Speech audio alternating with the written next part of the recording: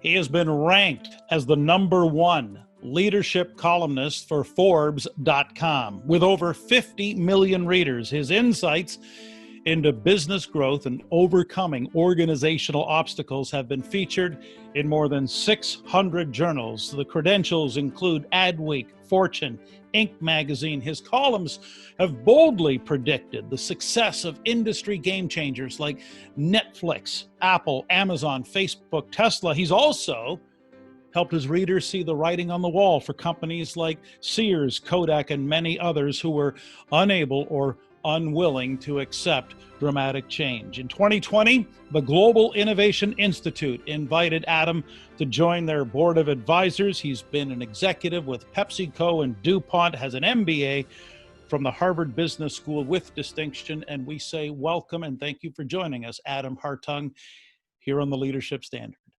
Thank you for that tremendous introduction, and I'm glad to be here. And I have to just jump in because we were talking just before we went on how your entire career has been characterized likely by 2 words. And let me see if I can't accurately frame the question, especially now, given the global pandemic that we've all been experiencing. Adam, how does anyone thrive through marketplace disruption? How do you seize hidden market opportunities? Because I guess from you, we're about to find out. The whole trick to being successful long-term in business is to realize that you have to be making every one of your decisions based upon the impact it will have at a future date. You can't make decisions based upon what's happening now. If you're doing that, you're already behind the 8 ball. You have to be thinking ahead. You have to be seeing where the world is going. And as the great Canadian Wayne Gretzky said, you have to skate to where the puck will be. He did say that, skate to where the puck's going to go, not where it is. And I love it that you mentioned Wayne Gretzky because he wasn't the biggest or the fastest, but his gift was anticipation. That being said, you've also noticed, as I have, that many business leaders get blindsided. Why is that? Have you developed any theories? Well, yeah, sure. So what happens in an organization is it's very easy to elevate people that came through the operational side of the business. And very often people in operational areas will tend to focus on specific metrics related to how the business is operating today. So they say, is the plant running safe? Is the plant running well? Is the output good? So you're looking at constant current metrics. And the reality is that does not prepare you for the future unless the future is going to look exactly like today. If the future is going to change at all those current metrics have minimal impact or minimal value as you get towards the future. So what happens is you can be running your business and doing extraordinarily well at running your business, but then something external happens and you're completely unable to deal with it. And I guess the pandemic, Adam, would be a perfect example. What have you seen as a result of your established theories and how they've reacted or responded in the face of the pandemic? Well, a lot of people think that the pandemic has caused us to behave wildly differently, and in fact, that's not true. In fact, everything we see happening today has been an acceleration of trends that existed before 2020 began as a calendar year. So let's just take, for example, work from home. Work from home started 20 years ago. People were trying to figure out how to get by with their phones. Then along came the email, and we were trying to figure out how to improve bandwidth to our home so we could work. And if it wasn't home, it was a hotel room, right? So you were working 24/7 in a hotel room in a remote location. Those things were just like home. Well, that movement was there. I mean, people were doing it. Increasingly, people were asking, why do I have to spend an hour each way commuting to an office? Why do I have to get on an airplane and spend 4 hours going to a meeting? They kept asking that question. And then what happened is we get this pandemic. And now, in mass, we start have to ask that question. So instead of an individual saying, I really don't want to go to this meeting, you have everybody saying, I don't want to go to this meeting. And now everybody starts to say, okay, let's start to look at, could we do this stuff without having to get on airplanes, get in our cars, et cetera. So what we think that this Zoom environment or this virtual environment is something that's pandemic oriented, but it's really not. It's really that the pandemic has accelerated those trends. The trend was already there. It just, the barriers to adoption of the trend went away. And most of those barriers to adoption were behavioral. It was, the status quo thinking. It was the executive that thought I need everybody in the office so I can look at what they do every day. It was somebody in, an administrative role that says we have to have offices for everybody. So they just had a way of thinking. They were stuck. They were locked in to the old way of thinking, the pandemic has knocked down those barriers and let these trends accelerate. I'd love to hear your thought. You just reminded me of something a friend of mine, actually, from Halifax, Nova Scotia, said very early on that 1 week of this pandemic is probably equal to 3 to 6 months of change in the old world. What are you seeing, Adam, in terms of how rapid change is forcing its way through the economy? Well, he might have understated it, to be quite honest with you. I mean, in 3 to 6 months, I think that we're seeing adoption much, much faster than that. Let's take, for example, the adoption of electronic commerce. Again, another trend that's been very visible for 20 years. People are buying more online, but you had these holdbacks, what we would call late adopters in the marketing world. Some of them were senior citizens, some of them were just people that were anti-internet for whatever reason. Now forced to take a look at the fact they don't want to go out to a retail shopping store. They've started to adopt electronic commerce much more quickly, right? And so we're seeing much more than 6 months of jump. We're starting to see en masse or wholesale, vast percentages of the population move towards these new ways of getting things done. And that's just going to continue.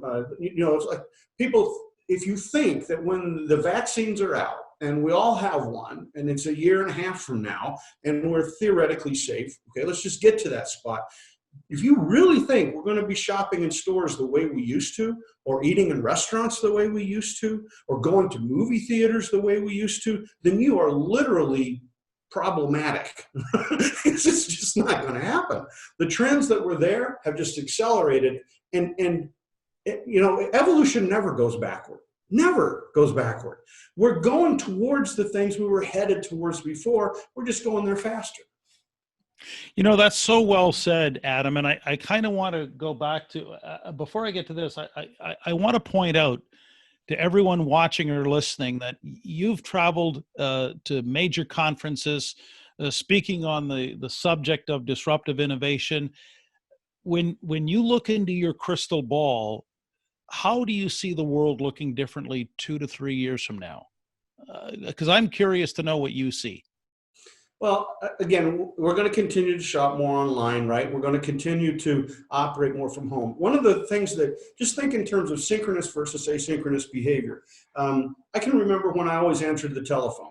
I almost never answer the telephone now. Why? Because synchronous communication takes time. It's not efficient. So what I look to do is have asynchronous communication. That's texting, it's email, it's putting something up in a podcast so somebody can look at it later, right? So you don't have to do it real time in a meeting or at a conference. So that's asynchronous. So what we're seeing is that those kinds of behaviors are going to continue to go forward. They're going to be augmented with improvements in the physical world. So you can expect that, for example, this whole idea of delivery in 2 hours or delivery in 1 day, it's going to get routine, right? Which is going to mean increasingly you don't have to leave your home if you don't want to. We're going to see the advent of autonomous cars, right? I go to people and I'll say, do you think in the future we're going to have a point where we have all autonomous cars? People will say, well, yeah, probably. That's someday out in the future. And I said, that could be 3 years, right? This thing is accelerating. When I was a young person, it was a badge of honor to have 3 cars, in your driveway, and they had to be big cars with big engines and things like that. That's not true anymore, right? We're seeing, a behavioral change in terms of what that means with people, even older people saying, do I really need these cars? Do I need these big cars? So those poles that we used to grab a hold of, right? They are no longer going to be set in the stone or the concrete that they were once in. And so therefore, these behaviors are going to change dramatically. We're going to be in a world very soon where you're going to do more stuff through the devices that you have in your hand, and you're going to be getting around more with, again, you couldn't have autonomous cars without artificial intelligence. And artificial intelligence is leading into our life through our speakers that listen to what we have to say, but even just tracking our movements on the internet, tracking how we get things done. We now come to expect that we're going to have smart devices that are going to figure out what we want, right? And we get annoyed. If we're done to our phone, it annoys us to have to say, take me to my and then read your address. You want to say, take me home. And you want the device to be smart enough to know what home means, right? And so that sort of, those activities, those kinds of impacts that are happening in the world today are combining, and they're going to have an enormous impact in 3 years, to where just the way we behaved in 2019 is going to look far more historic than many people think it is today.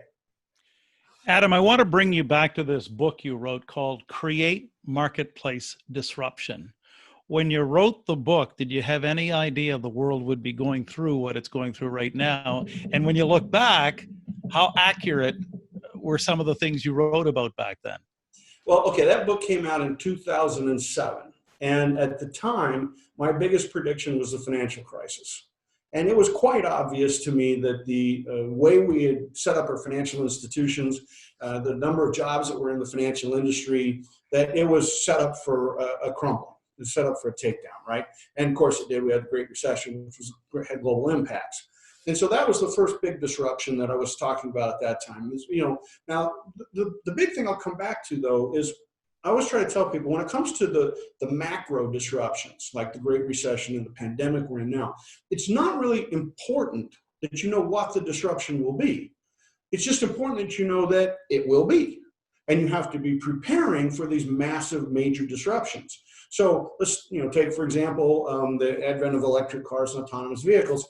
It was obvious something was going to happen that was going to push us towards that marketplace, just at the speed with which Tesla cars were selling, the fact they could sell out 100% of their inventory, the fact that there was so much money being poured into automation. Those things indicated that, yes, something was going to push that thing forward. I didn't know it's hard to predict the trigger, but what you can predict is the event. And you can predict that you will have this disruption and you'll end up on the other side. And so that's more the issue, that we need to realize that everybody's business is pretty seriously disrupted about every 4 years and dramatically disrupted every 8 to 9. Adam, before Harvard, PepsiCo, DuPont, Forbes, et cetera, you were an up-and-coming prospect with the St. Louis Cardinals organization and a AAA ball player of some repute. I don't know if you were a slick-fielding infielder or a fleet-of-foot outfielder, but what I'm curious to know is this. What was your aha moment when it comes to this subject of disruptive innovation, and specifically when you realized in a business context things aren't nearly as linear as some of the business books or the programs like TQM or Six Sigma would have us believe? Well, after business school, I worked at the Boston Consulting Group in the early 1980s. And at that time, almost everything we did related to strategy was improving operational performance. We all considered competitive strategy by Michael Porter to be the Bible. We were looking for cost curves and how to get to the lowest point position on cost curves, how to build distribution moats around your business. This was the biblical approach that we had to strategy at that time. I lived in that world, and I was a consultant. As you said, I went to Pepsi and DuPont and ran strategy. But then I realized as we were getting into the mid-1990s that if you took and you looked laterally across all these companies, the ones that hired the best consulting firms, the BCGs, the McKinseys, the Bains, were not doing statistically any better than those that didn't hire them. And what's more important was the ones that didn't hire them were doing as statistically well as the ones who did. And then you could see, in fact, where some of this work that had been done had actually damaged these companies. Like they'd paid millions of dollars for this strategy work. And in fact, it led them down a strategic path that then the rug got pulled out from under them and they collapsed. This was around 1995. And so as I was looking at that, I started saying, okay, we're producing a couple 100 million MBAs a year at that point. 200,000 MBAs a year. This is an enormously large number. Why aren't we getting better at managing? Why aren't we improving? We should be able to say in the 1940s when we had no MBAs, the average life on the S&P 500 was 42 years. Now that we have all these MBAs, the average time you spend on the S&P 500 is 62 years. But it had gone the opposite direction. We'd gone from 40 years to 16 years. So in fact, companies were not long-lasting. They were not sustaining. In fact, strategies were not creating long-term competitive advantage, but rather merely some short-term advantages that were often then collapsed out from under them. And so that was 1995 when I started saying, I have this really strong sense that what we've been doing isn't the right thing. In fact, I remember sitting around with a bunch of my colleagues saying, I have a fear that what we've been doing is the medicinal equivalent of bloodletting. We think we know what we need to do, but we're not getting the results, and therefore we need to rethink that. So the only thing missing would have been the leeches in the consultants' briefcases? Is that what I'm hearing? Or perhaps the notion that a lot of people thought us consultants were the leeches. So what What was the stark revelation? In other words, the aha, where you saw that management consulting, if I'm understanding correctly, you saw a major, significant flaw in management consulting. What was Yeah. your solution? So what happened was I started looking at the gurus of the time, the Tom Peters in Search of Excellence, the Jim Collins Built to Last, The Good to Great. And what you could see were that they would publish these books, and shortly after they published these books, the companies they would highlight would typically be in a lot of trouble, right? And it was almost like being published in one of these books was the kiss of death. And I didn't think really it was the kiss of death, but I said, it has to tell me something. And as I got to looking at it, I got to saying, well, what are these people saying? They're saying, focus, focus, focus, focus, focus. Focus on what? Focus on what you always did.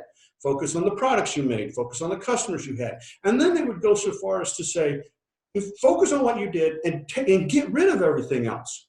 Don't waste your resources on doing something else. And that was when it started to dawn on me. What we were doing was we were building these very fragile organizations. They could do one thing, and they could do one thing very, very well. But what happened was then when the world would change, a new technology would come along, regulations would change, customer requirements would change, they were not adaptable. And that's why they were fragile. They couldn't adapt to anything external in the marketplace. The strategy work was also internally focused. It was around improving internal metrics. You talk to a retailer, it was around what's my sales per square foot? What's my margin per square foot? How could I improve my merchandising to try to get more SKUs per square foot of store? All that kind of thing. But then if you ask them, well, but what if people bought somewhere else? What if they went to a different kind of retailer? There was no view of that. The strategic planning had lost sight of the fact that there was an external world, there was an external market that was constantly producing new technologies, constantly producing new ways of getting things done. And that was when I really started to switch. And I started to say, we have to get more externally focused. We have to start getting data from the world, and we have to learn how to put that into our planning systems. Adam, I can't help but wonder with this other book that you wrote about how Facebook, the making of a great company, what do you see that the Facebooks, the Netflixes, the Apples, the Amazons, the Teslas all share in common with respect to their ability to adapt and pivot? Well, the first thing is that they start to get a pretty good handle on the technologies and where the technologies are going to head, right? What's going to be possible in 2, 3, 4 years. So rather than looking at technology only as it comes along and how do I accept it, they're planning for the technology in advance. Okay, that's the first step, right? The second step is looking at the behaviors of how people behave and what's important to them. You know, often we'll gauge our customer based upon what was important to them last year, but these companies will start saying, what do they want going forward? So one of the great stories that I like to tell is about Instagram. In the United States Congress, they just beat up Mark Zuckerberg, saying that he was trying to act like a monopolist by buying Instagram. Well, those of us that were there at the time and remember that he actually got the tar beat out of him because Facebook went public and then its stock dropped, right, after the IPO. And if you're a CEO of a company and your value goes down after an IPO, you got a lot of unhappy people. 6 months after that, and before the stock is recovered, he announces that he's going to buy Instagram, this company that has it's got like 10 employees and no revenues at all. And he's going to pay, I think it was $2 billion for the thing, right? And so you have to imagine this. The board of directors like, wait a minute, we got all these unhappy pension funds and big corporate investors and mutual funds, and you want to go drop all this money on a business that doesn't even have any revenues? But what they said, what his team said was, wait a minute, when we look at the world, we're seeing the emergence of images, and we're looking at oncoming small applications, and we're seeing that people are using pictures. And we built Facebook, yeah, it takes pictures, but it's not the core of what Facebook is. It's really about words and text. And what we need to get into this picture world, and that's where Instagram sits. So it was predicting this idea that in the future, instead of somebody saying, I had a cheese sandwich for lunch, they'd take a picture of a cheese sandwich, pop it onto some site, and that's it. You know, they would live with icons, images. They saw that behavioral change. And then they go ahead and they say, we got to buy this because we could build it. But if we spend 2 years building it, where will Instagram be in 2 years? They'll be that much ahead of us. We'll be in a catch-up game. So they make the commitment to spend all this money to get this technology, boom, like that. And now it takes them 3 years, but 3 years later, that business is making $600 million profit per quarter. So it's being able to look out and say, okay, where's happening? Where are the regulations headed? Where are the technology headed? And then where are behaviors headed? And how can I put those things together so that I can start to put myself in that place where the customer wants to be, with the solution the customer wants at that point in the future. Adam, you're talking to business leaders all the time, and from all, from every industry, every category, all products and services represented. Because we do this podcast and we call it the leadership standard, what are your views right now on the qualities, the characteristics of a successful leader? What do you see? The successful leader today spends 80% of their time talking about what the future is going to look like, and worrying about what they don't know. In other words, they're saying to themselves, what could I be missing? What's the corner I'm not looking around that I should be looking around? And they're trying to get more insights from more people, more external information. They're not focusing as much attention on how do we operate the business, right? They're not spending all their time trying to meet the internal metrics, but rather spending a tremendously greater amount of time being very aware of the external surroundings. For years, people walked around with cell phones in their pockets, and I could easily walk up to them and I'd say, "Oh, you have a cell phone? Yeah, pick it up. Take a look at it. Oh, okay. Can you access the internet on your phone? Well, sure." And I say, "Oh, show me your business on your phone." And they would just stop. I'd say, "What? No, I want to see your business on your phone. What do you have that I can see?" And they'd say, "Well, I kind of got a website, but it doesn't really look good on the phone." Wait a minute. You're carrying this in your hand all day, every day, and you can't access your own business on it? Isn't something wrong there? That's the leap. You have to leap from saying, "Oh, here's a technology and I like using it. Oh, and look what everybody else does with this technology. Oh, look how cool that is." Because one day you're going to go, "Oh, look what my competition just did," right? And you have to start saying, "Wait a minute, this is here, it's in my hand, whatever it is, how can I use that?" So I always ask people, how could you use drones in your business? How would it be effective for you? How will this future of autonomous vehicles affect your business? How will in the future, we're not going to be making electricity with giant nuclear power plants sending it over transmission wires 500 miles. We're going to be using a grid-based system with solar and other renewable energies. How are you going to tap into that, take advantage of that in your business? How's that going to make you more successful? When we see these things, we see them coming. How are you planning for them in your business? Speaking of energy forces, you're in the entertainment capital of the world, Las Vegas, Nevada, which has no shortage of energy day or night. Who energizes you? Who would be your influences, your mentors on this subject of disruptive innovation?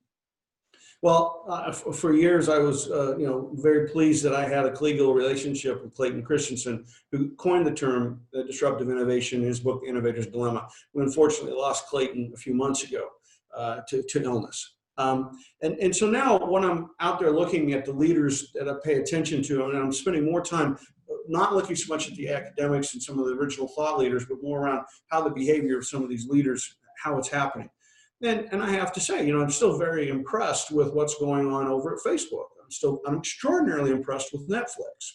The leadership of Netflix took this company through two major pivots. They at one point, remember they used to send us DVDs and VHS tapes? And at that point, they were the largest customer of all these transportation companies. And they pivoted in 18 months away from that business, got rid of all that inventory, all of those skill sets, and into streaming. So they got rid of all this transportation skill set and logistics skill set and moved into the tech skill set so we could go into streaming.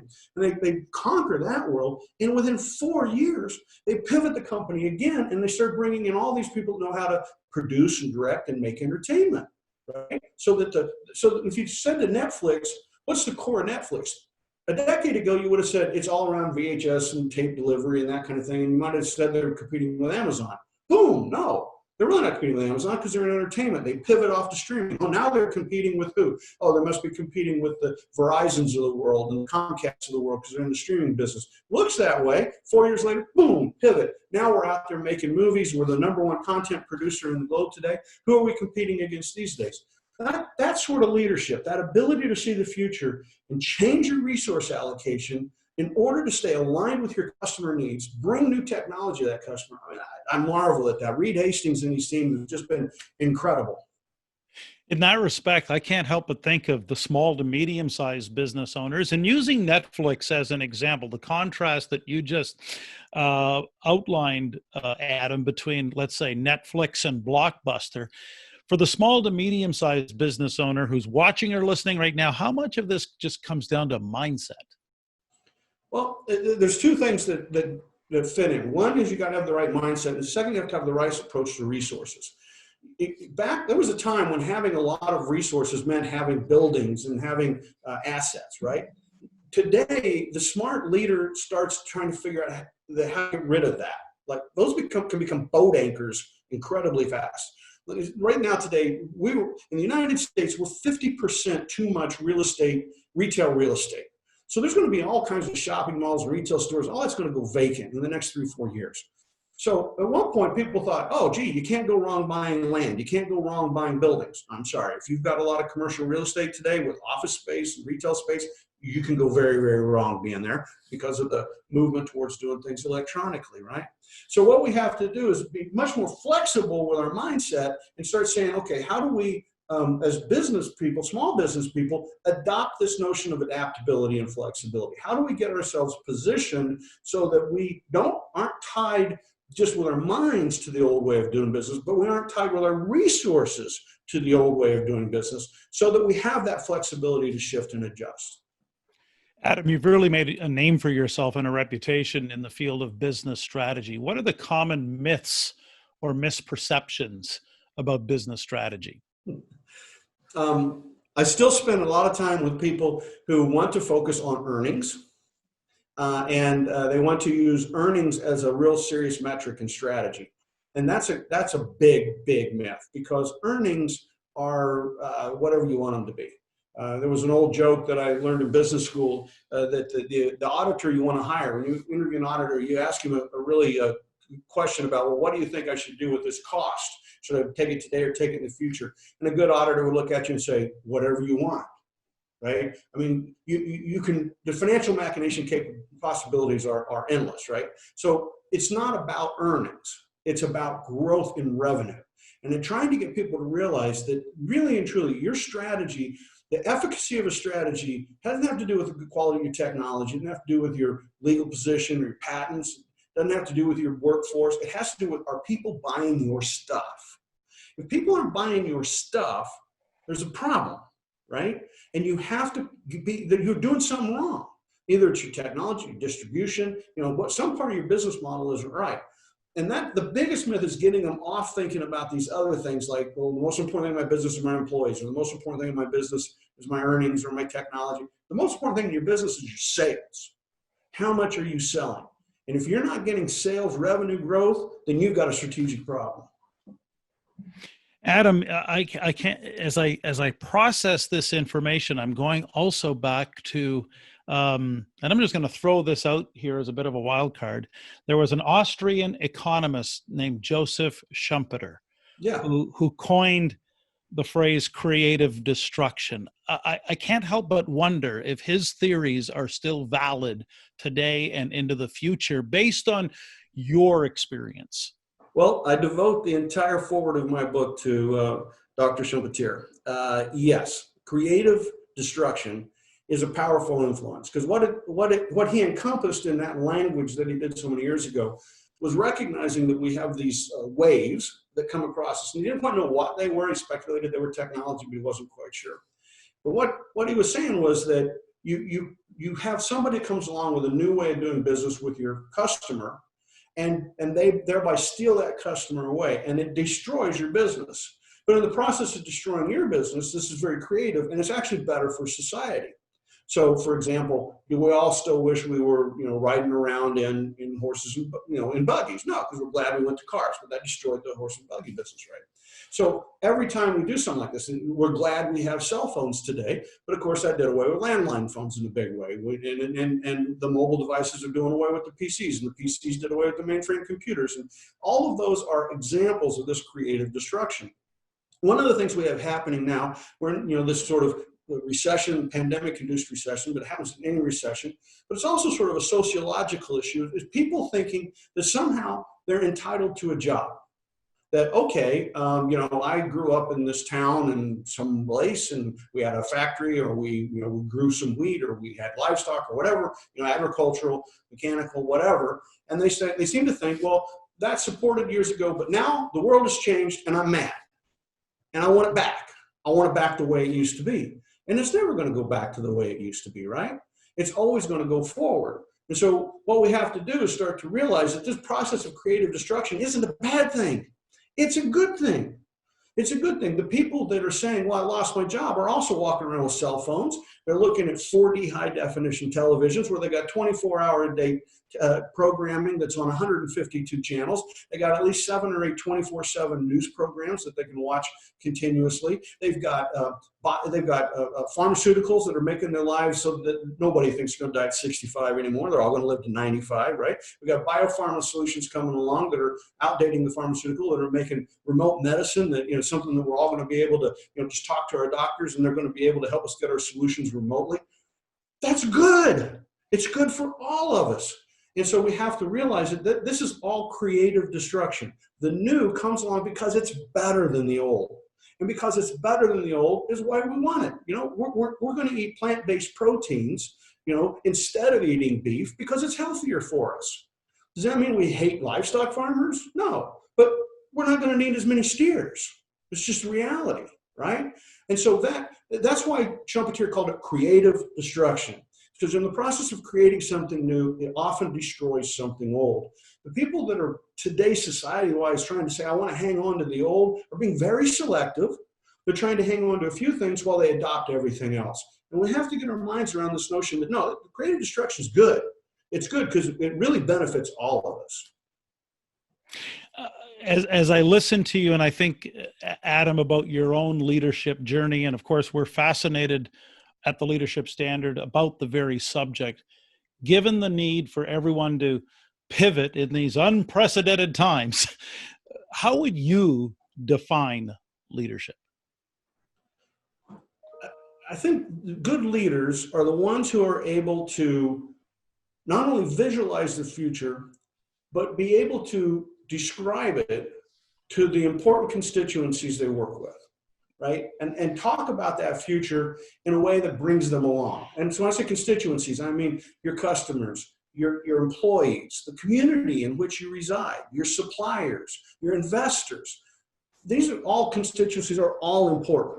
I don't subscribe to the Chicago school that all that matters is profits or cash flow to your investor. That's not the only reason for a corporation. It's how we organize our resources to get things done.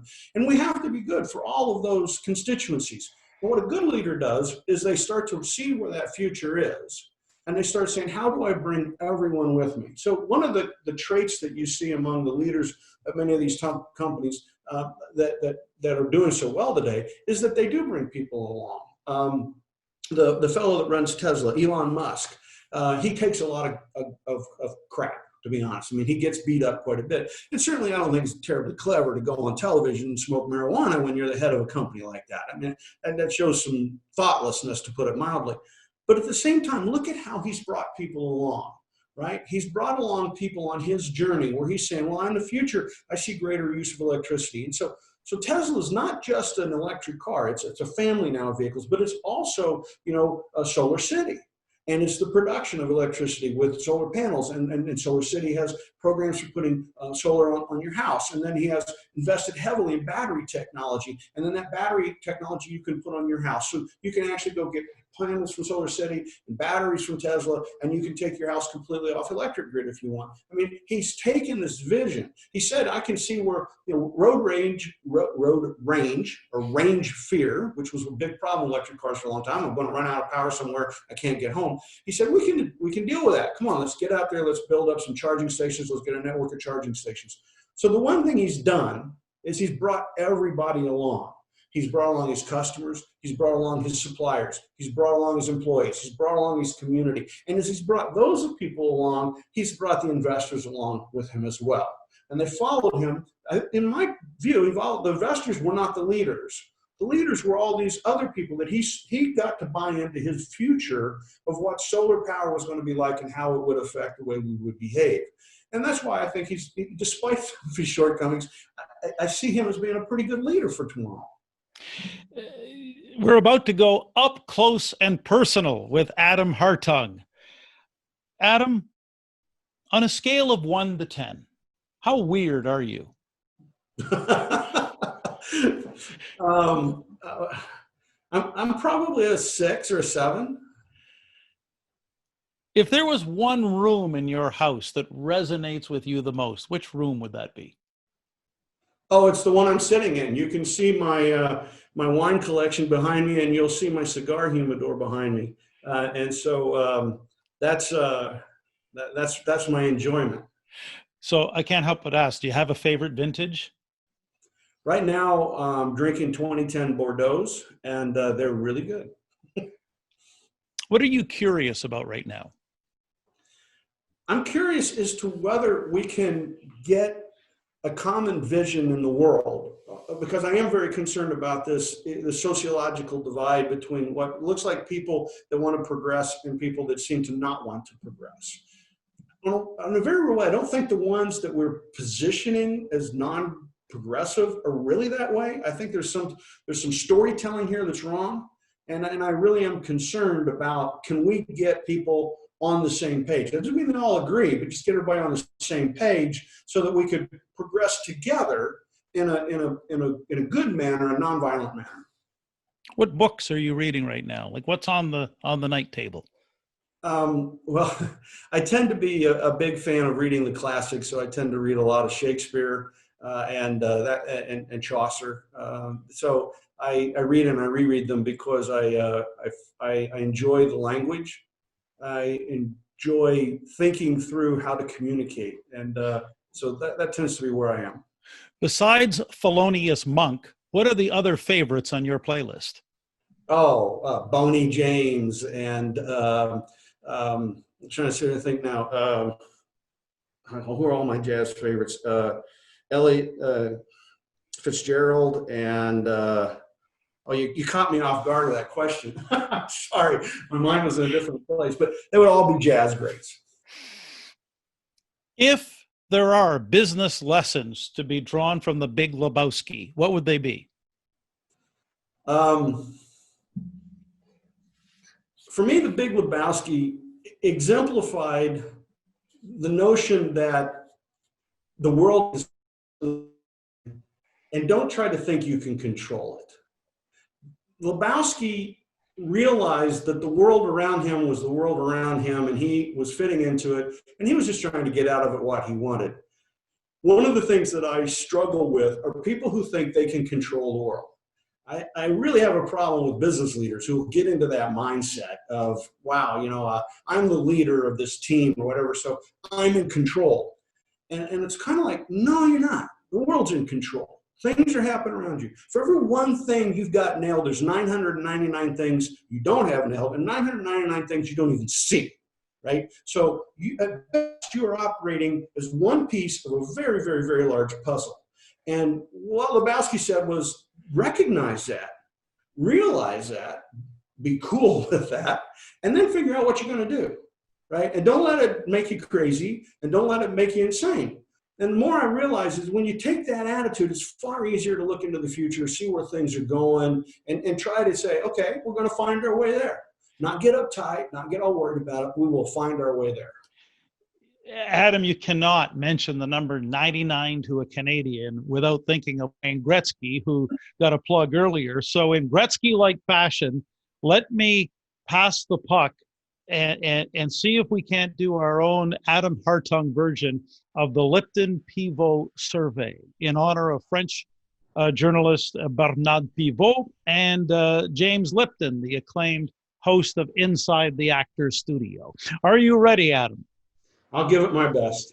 Here we go. What is your favorite word? My favorite word, love.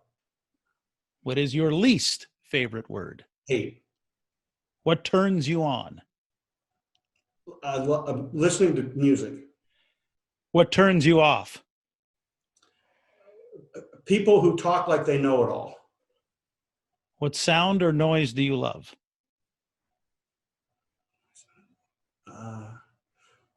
Well, it's really hard to beat the sound of a good trumpet. What sound or noise do you hate? Loud automobiles. What is your favorite curse word? Oh, it starts with an F. What profession other than your own would you like to attempt? Oh, I would have loved to have been a professional musician. What profession under no circumstances would you ever do? Never do. Oh, there's a lot.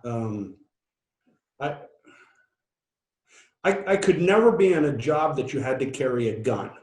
So security guard, policeman, any job that required carrying a gun. Adam, I feel like we could talk for hours on your subject, but if you could somehow magically step into my shoes, is there a question you would be asking yourself that I didn't? I think that I would ask if it's possible to get business leaders where they need to be. Tell us, expand on that. Well, it's easy to criticize. It's extraordinarily easy for me to, I wrote a column for Forbes, the 5 worst CEOs in America, and like it took a week for 1 million people to read it. It's very easy to sit down and pick out things that go wrong. What we know today is that there are insufficient numbers of business leaders paying attention and planning for the future, right? And so I get asked this question all the time, can we fix it? And I think the answer to that is yes, we can. We can. But in a real way, we don't have our regulatory or our government leaders understanding how business people behave. And so, if you, for example, if you held a board of directors accountable for the CEO's behavior, then boards of directors would pay more attention to long term. If we changed compensation so that the CEO compensation really was tied to long term behaviors, like results 5 years in the future rather than just what happens in 1 year, you would see a different set of behaviors. So what I believe is that it won't happen on its own. I'm not going to jawbone leaders into behaving differently when they're being compensated and rewarded for behaving the way they are today. But I do believe that we can get more thoughtful about it because I see things happening in Great Britain, in France, in Canada. I see things happening where there are people saying, let's start to hold business leaders more accountable. We've always held government leaders accountable, right? And we can hold mayors and regulators accountable. But we've not really held business leaders accountable. We haven't threatened to put people in jail if they, do bad things, right? And I think that we do need to move harder on the regulatory side to push boards of directors and leaders in corporations to have this long-term perspective, to pay attention to more than the investor. I think absolutely that's the other radical thing that happened in the 1980s was this whole Chicago school thing where the purpose of the corporation is to return money to the investor and not think enough about all of the constituencies, not think enough about employees. There was a time when that seemed to be natural to society. Now we're going to have to force it. And so I think we're going to have regulations that think about the implications of the community, thinking about employees. From an American perspective, we just haven't done enough. Again, other countries have done quite a bit more than the United States, and I think we should be spending a lot more energy trying to get our leaders thinking that way.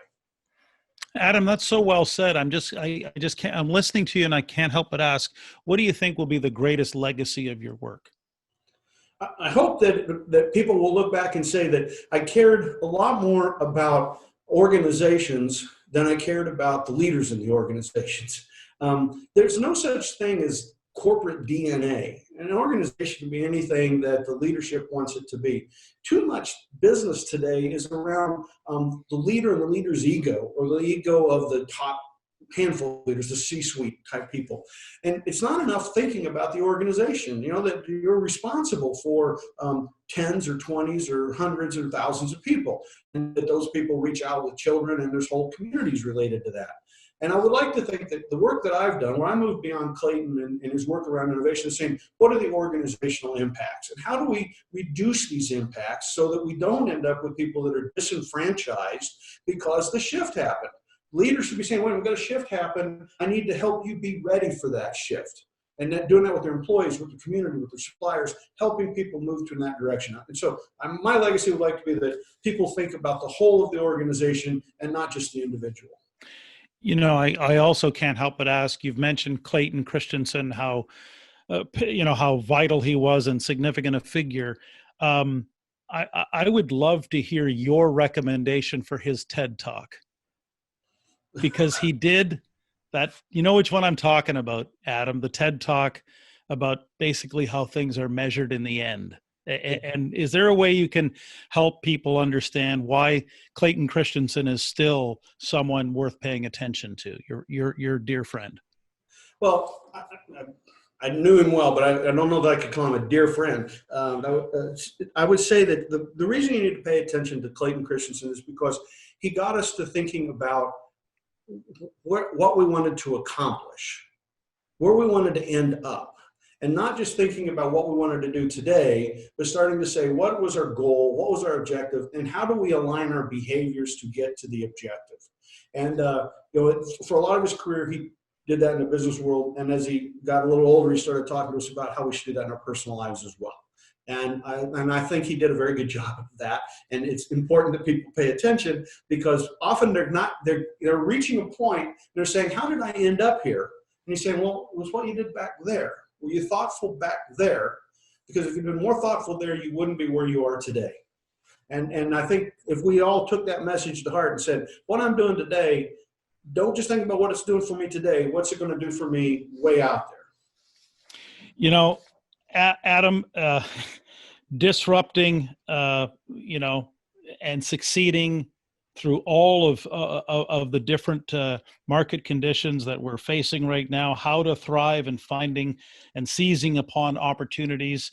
You've given everyone here so much insight, and I know you've got so much more to offer. How does anyone connect with you? Anyone watching, anyone listening, how do they connect with you online? Sure, they can go to adamhartung.com. That's the easiest way to reach me. adamhartung.com. You'll find, certainly connect me there. My email's there, adam@sparkpartners.com. And then at sparkpartners.com, you can also reach me through that one. And if you want to, there's blogs, there's podcasts, and there's even training that you can get, training modules you can pick up on those places so that you can get to know me a little better. And my phone number is actually on my website as well. We really appreciate having Adam Hartung joining us from Las Vegas, Nevada, here on the Leadership Standard. And if you want to know more about TEC Canada and its world-class programs, check out the website, www.tec-canada.com. What was it that Adam Hartung spoke of that made you stop in your tracks and think? My biggest takeaway was the contrast between Netflix, Blockbuster, and all of the thinking that went into adaptability and flexibility, as well as he had some great insights on the Great Lebowski and the business lessons that will live for a very, very long time. But what was yours? What did you take away? Feel free to share your thoughts with me. My direct email is Gair, Gair, at gairmaxwell.com. And if you enjoyed the Leadership Standard, feel free to share with others in your online social networks. That's right. Like, subscribe, share, so that, hey, we might help somebody else grab a hold of the clutch and kick it up a gear and go full throttle here in the new frontier. So on behalf of everyone at TEC Canada, Stephen, Alexander, Catronell, and everyone behind the scenes, we thank you so much for joining us here on the Leadership Standard.